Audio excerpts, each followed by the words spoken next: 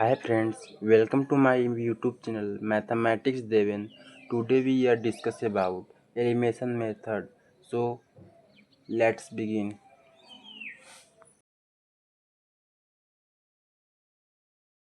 तो दोस्तों, आज हम जानेंगे कि रैखिक समीकरण को विलोपन विधि से कैसे हल करते हैं। यहाँ पे एक उदाहरण दिया गया है x + y = 14 और x - y = 4। इसको समीकरण 1 मान लेना है, इसको समीकरण 2 मान लेना है।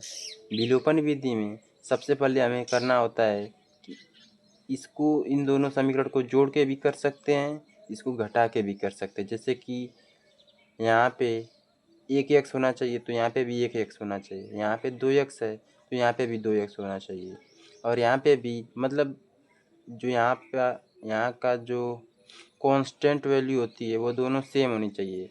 वेरिएबल कुछ भी हो, अगर नहीं है तो उसको बनाना पड़ता है। सबसे पहले इसको चलिए सॉल्व करते हैं। इसको करेंगे, लिखेंगे समीकरण 1 व समीकरण 2 को जोड़ने पर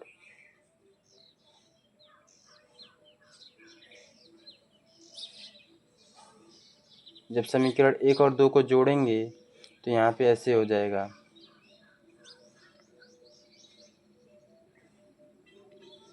यह x + y हो जाएगा, यहाँ पे प्लस का चिन्ह लगा देंगे, ये हो जाएगा x - y। दोनों तरफ जोड़ते हैं तो हो जाएगा 14 + 4। यहाँ से हो जाएगा x + y + x - y = 18। y से y कट जाएगा, ये हो जाएगा 2x = 18। यहाँ से x का मान आ जाएगा 18/2, यानी कि x का मान आ जाएगा 9। अब इस x का मान समीकरण 1 या 2 किसी में भी रख देंगे। तो लिखेंगे x का मान समीकरण 1 में रखने पर,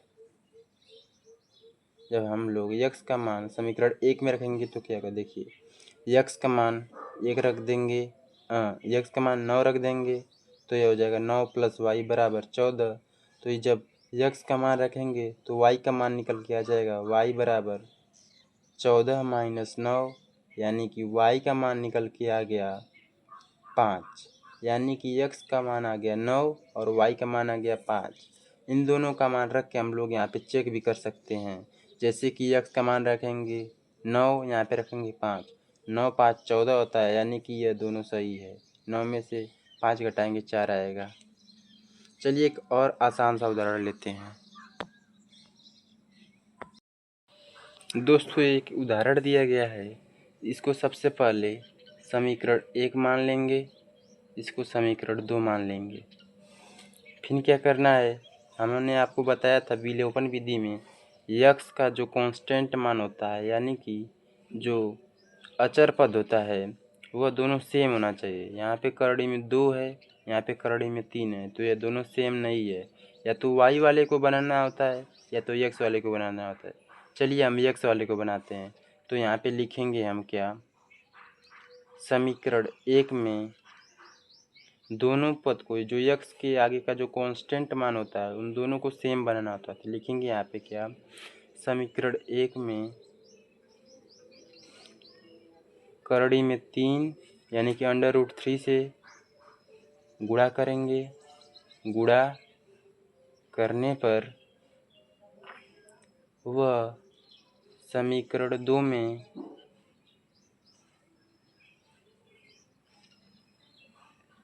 √2 से गुणा करने पर, इसमें 3 से कर देंगे, इसमें 2 से, तो दोनों का मान सेम हो जाएगा। करने पर तब दोस्तों यहाँ पे एक नया समीकरण बन के आ जाएगा। यहाँ से √3 से मल्टीप्लाई करेंगे तो हो जाएगा √3 × √2x प्लस √3y। यहाँ पे भी दोनों पक्षों में गुणा होता है, तो यहाँ पे हो जाएगा √3y = 0 × √3। इसको समीकरण 4 मान लेंगे। इसमें भी करेंगे तो यहाँ पे हो जाएगा √3 into √2x minus √8 into √2y equal to 0 into √2। समीकरण 5 मान लेंगे इसको। तो यहाँ पे दोस्तों गुणा हो जाएगा, तो यह हो जाएगा √6x, यह हो जाएगा प्लस 3y, क्योंकि एक अंडर रूट 3 हो जाता है, और यह y हो जाएगा बराबर 0। यह समीकरण 4 है। इसको भी करेंगे तो यह हो जाएगा √6x, यह हो जाएगा 16 जो होता है वह 4 का वर्गमूल होता है, तो यहाँ पे हो जाएगा माइनस 4y बराबर 0, क्योंकि 0 किसी भी संख्या से गुणा करने पर 0 ही होता है। इसको 5 है। अब इन दोनों दोस्तों को हम लोग जोड़ के भी कर सकते हैं, घटा के भी कर सकते हैं, लेकिन तो यहाँ पे हमने इसको बनाया है तो हम घटा के ही करेंगे। तो यह लिखेंगे समीकरण 4 माइनस समीकरण 5, इसमें से इसको घटा देंगे करने पर। तो समीकरण 4 में से 5 घटाएंगे तो यह हो जाएगा करने में 6x plus 3y minus √6x minus 4y equal to 0 minus 0।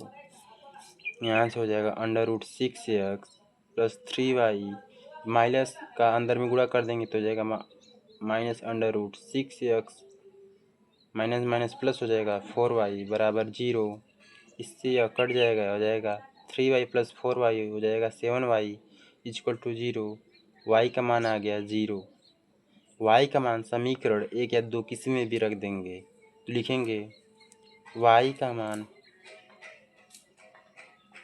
समीकरण 1 में रखने पर